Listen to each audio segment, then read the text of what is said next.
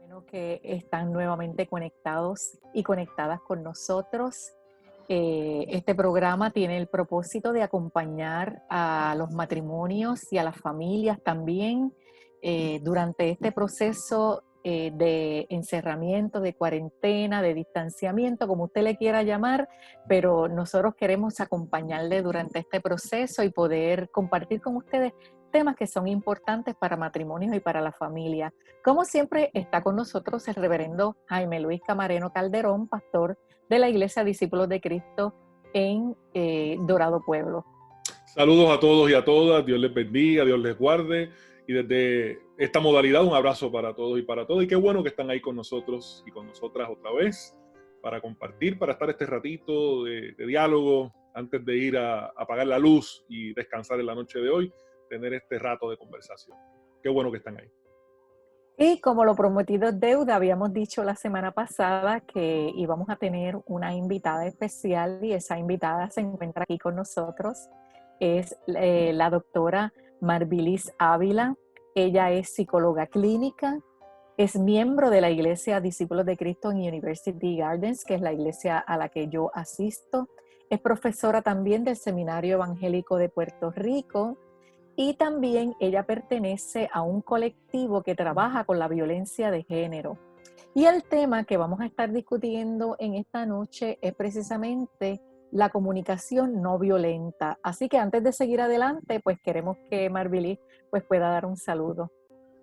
Y saludos a todas las personas que nos están viendo. Agradezco la invitación de ustedes para poder compartir esta noche con toda la audiencia y muchas bendiciones. Qué bueno. Como siempre, quisiéramos comenzar leyendo un texto bíblico. Vamos a hablar muy brevemente sobre ese texto bíblico que de alguna manera introduce el tema que vamos a discutir en la noche de hoy y Jaime pues va a leer el texto. El texto se encuentra en la carta a los Efesios, en el capítulo 4. Está dentro de la sección de los versos 17 al 29, pero vamos a leer algunos, nada más, una selección de algunos versos de ellos.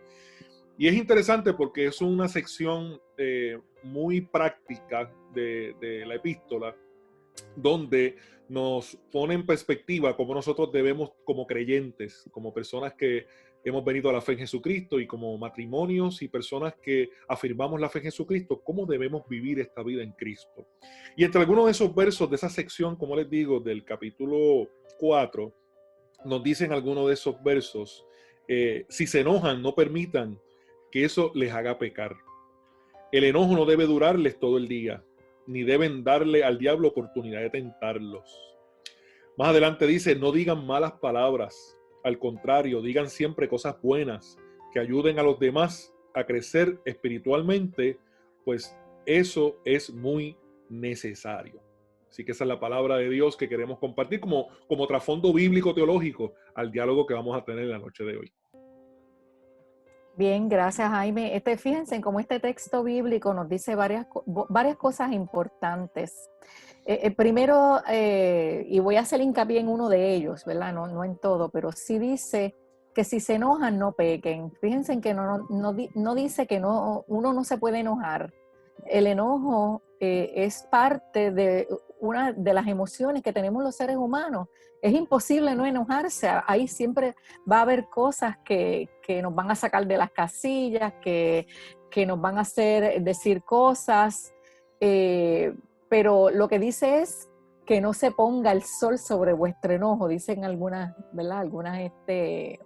Algunas versiones, que si se enojan no pequen. La Reina Valera. Sí, el texto lo que nos está diciendo es, está bien enojarse, es parte de la naturaleza humana, pero no permitan que el enojo los domine a ustedes. No permitan que el enojo los lleve a hacer cosas de las cuales después se puedan arrepentir. Uh-huh. Y más adelante ese texto bíblico que dice que usemos palabras que no sean corrompidas o palabras malas, uh-huh, sino que usemos palabras que edifiquen, que lo que nos está queriendo decir es que con las palabras nosotros podemos herir, podemos lastimar, podemos humillar, podemos acusar, podemos enjuiciar, o las palabras pueden ser palabras que edifiquen a la persona, que le hagan bien, que alimenten su autoestima, que diga algo bueno sobre la persona o el carácter de la persona. Y son palabras que la gente va a recordar como algo bueno para su vida. Yo siempre digo de ese texto que cuando habla de las palabras corrompidas, como le dice Reina de Valera, o la palabra mala, como dice, ¿verdad?, la versión que leí de la traducción del lenguaje actual, es que no tenemos que hablar específicamente de palabras soeces, que claro está, evidentemente son palabras que ofenden, sino palabras que pudieran en otro contexto ser palabras que aparentemente no tienen ninguna connotación, mas sin embargo, la manera en que lo usamos, la entonación en que la usamos, la manera en que utilizamos esa palabra o esa frase para decirse a una persona, puede convertirse en una palabra hiriente y en una manera de expresarnos, ¿verdad?, hacia una persona que podemos marcar su vida de una manera permanente. Así que cuando hablamos de esas palabras malas, ¿verdad?, la gente se ubica rápido en palabras soeces, pero no se quede solamente en ese escenario. Hay muchas palabras que parecen inofensivas, que si le da la entonación que usted le quiere dar y la fuerza en donde le va a dar, definitivamente hace un daño terrible en la vida de una persona.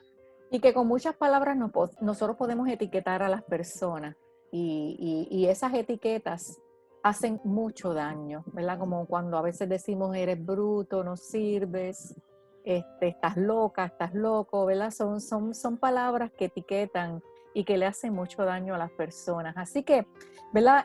Yo creo que ese texto bíblico de alguna manera nos introduce precisamente al tema de la comunicación no violenta, porque cada vez que nosotros etiquetamos o cada vez que nosotros decimos palabras que puedan humillar, que puedan ser hirientes para otra persona, yo creo que de alguna manera estamos usando la violencia. Así que, no sé, Marbilis, quizás en eso entonces tú eres la que nos puedes ayudar, ¿verdad? Cómo este texto bíblico de alguna manera nos introduce precisamente a ese tema. Sí, es interesante porque precisamente parte de lo que muchas personas que han escrito sobre cómo comunicarnos, ¿verdad? En términos de las relaciones familiares y en otros contextos, es la parte de podernos conectar con nuestras emociones para que en esa conexión podemos procesar cómo nos estamos sintiendo y no herir a otra gente y menos a la gente con quien convivimos, ¿verdad? Y si hablamos de comunicación no violenta, sería importante también un poco definir lo que es la comunicación violenta, ¿verdad? Uh-huh. Así que parte del proceso es cuando nosotros nos comunicamos de forma violenta, lo que estamos haciendo es que de alguna forma estamos hiriendo a la otra persona, porque tenemos unas motivaciones, nos sentimos incómodos, tenemos unas emociones con las que se nos hace difícil lidiar y entonces nuestra interacción con esa otra persona se convierte en una interacción en que estamos ofendiéndole e hiriéndolo, ¿verdad? Y parte también de lo que ocurre es que estamos ejerciendo nuestra petición o deseo en forma de exigencia. Y cuando nosotros pedimos al otro, ¿verdad?, con quien convivimos, a la gente con la cual interactuamos en nuestro diario vivir, hacemos las peticiones en forma de exigencia, estamos siendo violentos y violentas posiblemente sin darnos cuenta, ¿verdad? Hay una diferenciación que hace un autor que trabaja con este asunto de la violencia entre lo que es violencia y lo que es la agresión, ¿verdad? Y dice que se llama Ignacio Martín Maró, este escritor, ¿verdad? Quien nos hace la diferenciación y parte de lo que explica es que la violencia es el acto de ejercer fuerza contra algo o alguien. Y la agresión es el ejercicio de esa fuerza, pero con la intención de hacer daño. Así que en ese contexto de esa definición, pues todos y todas podemos ser violentos y violentas en algún momento, ¿verdad? De nuestras interacciones con nuestra familia y con la gente con quien compartimos, sin darnos cuenta. Claro. En muchas ocasiones, dándonos cuenta y siendo intencionales, entonces empezamos, ¿verdad?, a ejercer agresión. Claro, que aplicando eso al matrimonio, obviamente, eso es algo de todos los días, porque hay una relación que es todos los días y que eso va a surgir y cómo bregar, ¿verdad? Con esa realidad para aquellos que nos escuchan, ¿verdad? A nivel matrimonial. Sí, y es interesante porque, ¿verdad?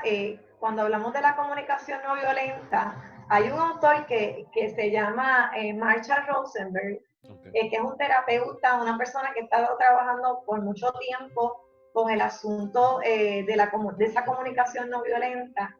Y el texto, ¿verdad? El texto que ustedes traen ata el asunto del coraje, ¿verdad? Uno de los puntos que trae este autor, que tiene un mismo libro que se llama Comunicación no violenta, un libro muy bueno, es la parte de conectarnos con esos sentimientos, con nuestras emociones, antes de disparar, ¿verdad? Antes de nosotros reaccionar. Y yo creo que eso es una habilidad que debemos seguir desarrollando en el camino de nuestras vidas, porque en muchas ocasiones nos sentimos incómodos y molestos por diferentes razones dentro del contexto familiar, de pareja, con los hijos e hijas, y muchas veces no podemos identificar necesariamente cuál es la incomodidad y cuáles son nuestras necesidades, que es parte de lo que él trae.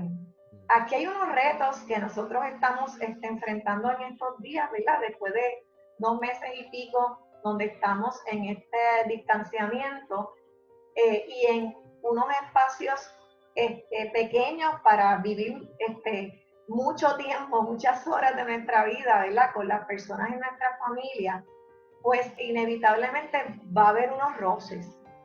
Va a haber unos roces, así que parte del proceso es cómo nosotros vamos a lidiar con esos roces, buscando la forma de no ser violentos con las personas con las cuales vivimos, ¿verdad? Y como bien decía Jaime, parte del proceso es que a veces pensamos que la violencia se da por palabras soeces, pero la violencia se da en el lenguaje también no verbal, ¿verdad? En los gestos, en las miradas que nosotros lanzamos a las personas dentro de nuestra familia. Y probablemente no tiene que ver directamente con algo que haya hecho esa persona. En este espacio, ¿verdad?, que hemos estado aislados en nuestros hogares, parte de lo que ocurre es que podemos estar irritables de por sí por tantas horas metidos dentro de una casa, ¿verdad? Claro. Y nada más ese elemento puede hacer que estemos irritados y cuando salgamos del cuarto que llevemos el vaso del refresco, del jugo que me bebí o del café que me llevé porque tenía que hacer tareas, lo puse de cierta manera en la cocina o no lo lavé, algo que parece una simpleza, eso puede provocar molestia en la otra persona. Sí, fíjate que puede ser tan agobiante, ¿verdad? Este momento. Digo, yo me abrumo claro. en el encerramiento, porque a veces hay días que tengo montones de cosas que hacer, pero hay otros días en que el aburrimiento me mata. Y entonces una persona como yo, que tiendo a ser muy hiperactiva, pues eso me saca de mis casillas. Entonces, tú dijiste algo muy importante, que es uno identificar, tratar de una identificar cómo una se siente también, ¿verdad? Qué emociones, qué sentimientos estoy sintiendo en el momento, porque por ahí es donde yo creo que empieza también la comunicación no violenta, ¿verdad? El uno Claro. poder observarse a uno mismo, el uno poder de alguna manera identificar qué me está pasando, porque a veces uno sale, como yo decía en un programa anterior, uno dispara de la baqueta y después uno dice, pero ¿qué me pasó que disparé de la baqueta? O sea, ¿por qué actué de esa manera? Y yo creo que parte de la comunicación es precisamente identificar que nosotros podamos mirarnos primeramente a nosotros mismos, a nosotras mismas, que es parte de la inteligencia emocional, y ver cuáles son nuestras emociones, ¿verdad? ¿Qué es lo que estamos sintiendo en el momento? Sí, Marisa, y esto es bien importante porque una de las premisas de las cuales parte este autor es que tenemos que aprender a identificar y expresar nuestros sentimientos, ¿verdad? O sea, y aceptar nuestra vulnerabilidad.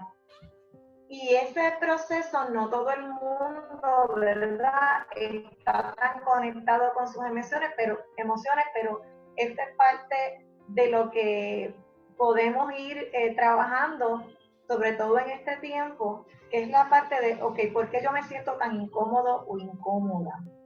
¿Por qué me molesta, siguiendo el mismo ejemplo, que parece un ejemplo tonto, pero que si se va acumulando, se pueden dar unas dinámicas de mucha tensión en hogar, ¿verdad?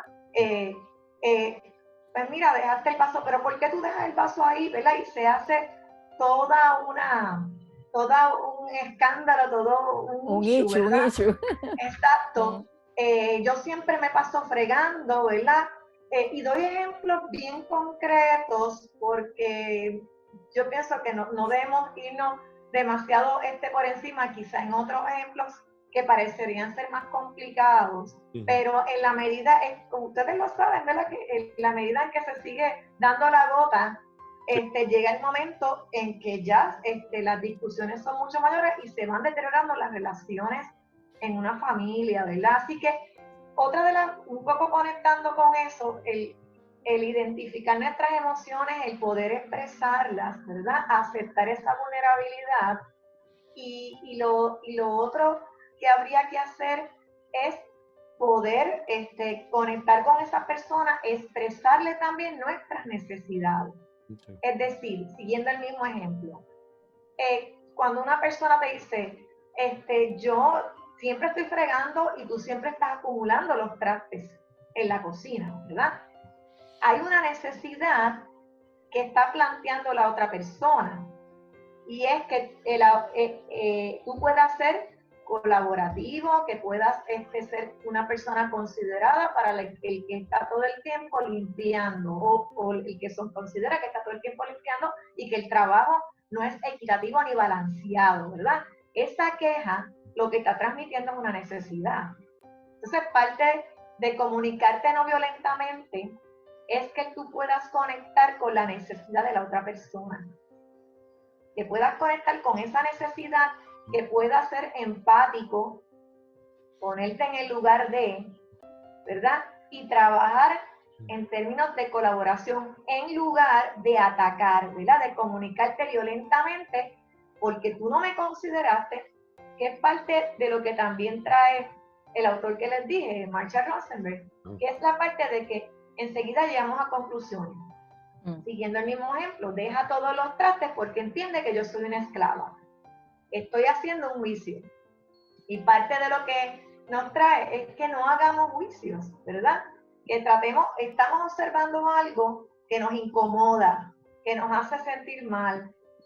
Y es importante que expresemos esa necesidad al otro. Mira. Por eso era lo que te iba a preguntar, perdóname, Marvili. La pregunta era entonces que la persona debería expresar cuál es su necesidad. Por ejemplo, yo necesito que tú seas más colaborativo o más colaborativa conmigo, ¿verdad? Porque depende de quién sea la persona.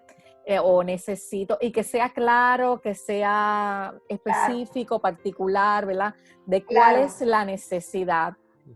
No puedo asumir que el otro o la otra sabe lo que estoy diciendo. Oye, tú dejas los trastes todo el tiempo en el fregadero y yo me la paso fregando. O sea, no estoy diciendo cuál es la necesidad, estoy diciendo la queja, pero no la necesidad. Exacto, entonces esa es otra premisa, Marisa, que él trae, es que realicemos peticiones conscientes, ¿verdad?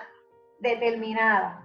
Mira, yo voy a cocinar hoy, yo necesito que tú puedas entonces encargarte de fregar y dejar la cocina limpia, ¿verdad? Todo eso está ya determinado y tú expresas la necesidad, ¿verdad? Y estás expresando lo que tú esperas del otro o de la otra, ¿verdad?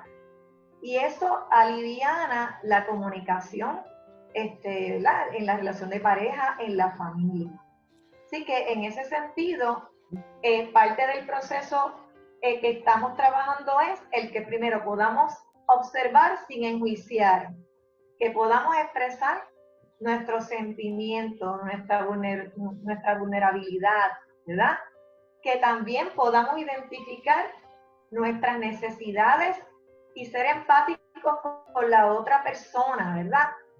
Si una persona te dice que tú no me entiendes, tú nunca me entiendes, pues ya sabemos que la necesidad de la otra persona es que sea entendida, y hay algo que está bloqueando esa comunicación para que tú puedas entender a ese otro o esa otra. Que podamos emitir también nuestras peticiones de una manera consciente y clara, ¿verdad? Para que entonces no se den esas dinámicas donde estamos comunicándonos violentamente hasta sin darnos cuenta, ¿verdad? Porque a veces se vuelve esto un patrón. Y entonces hay que trabajar con ese patrón, ¿verdad? Y hay otra sugerencia que se hace, que es asumir responsabilidad por nuestros sentimientos. Esta es bien interesante porque nosotros, ¿verdad? Los seres humanos por lo general en las relaciones tendemos a decir, tú me estás enojando, tú me enojas, lo que tú haces me enoja, me entristece, ¿verdad? Tú me has dañado la vida. Dando al otro, ¿verdad? A otra. Estamos responsabilizando a la otra persona por nuestros sentimientos, y parte de lo que, ¿verdad?, nos está diciendo, ¿verdad?, esta persona que trabaja con comunicación, es que nosotros y nosotras somos responsables de lo que sentimos. Lo que hace el otro o la otra nos va a incomodar, nos puede provocar coraje, etcétera, pero no podemos responsabilizar al otro por lo que nosotros sentimos. Si no es pero entonces la pregunta, pero entonces la pregunta sería, pero yo puedo decirle, eso me molesta, eso que haces me molesta. O sea, yo puedo expresar el sentimiento, lo que no puedo es hacer sentir culpable al otro por lo que yo siento. Asumir que el otro sabe, porque muchas veces nosotros, ¿verdad?, partimos la premisa, léeme la mente, o sea, como dije, tú sabes que eso me molesta, pero no lo he dicho. No lo he pensado para que la otra persona sepa lo que me incomoda o lo que me agrada también, ¿verdad? Todo depende de la circunstancia. Y ahí va la parte de expresar la necesidad y la expectativa que yo tengo, lanzando mis peticiones particulares, ¿verdad? A mí me gustaría que cuando yo llegara estuviera recogido tal cosa, que lo hacemos con los hijos y las hijas, ¿verdad? Que a veces cuando llegamos no encontramos necesariamente las cosas, ¿verdad?, como esperamos, o si le damos alguna tarea, la que sea, ¿verdad? Y cuando llegamos encontramos otro, pero ya uno está pidiendo o estableciendo la petición directa. Mira, cuando yo llegue, es importante que tú hayas trabajado con tu cuarto, ¿verdad? O que tú hayas hecho las tareas, dependiendo de las edades de los hijos e hijas, ¿verdad? O a mí me gustaría, si es en una relación de pareja, mira, vamos a hacer este trabajo como equipo. Si lo que mencioné ahorita, si yo cocino, entonces por favor encárgate de fregar los trastes. Y parecen tonterías, pero por estas cosas que parecen tonterías del día a día, es que se acumulan más las fricciones en la relación de pareja, y la comunicación entonces se sigue deteriorando, y ya llega el punto en que eso se ha acumulado durante tanto tiempo que ya las personas no tienen una comunicación en términos de la relación de pareja fluida ni saludable. Y entonces, pues, ahí ya se hace sentir otras necesidades en la pareja. Estamos viviendo, ¿verdad? Yo quisiera que también lo pudiéramos aplicar a lo que estamos viviendo ahora. Claro. Porque en el contexto en que estamos viviendo, dentro de una casa, como lo mencioné anteriormente, con tantas horas ahí,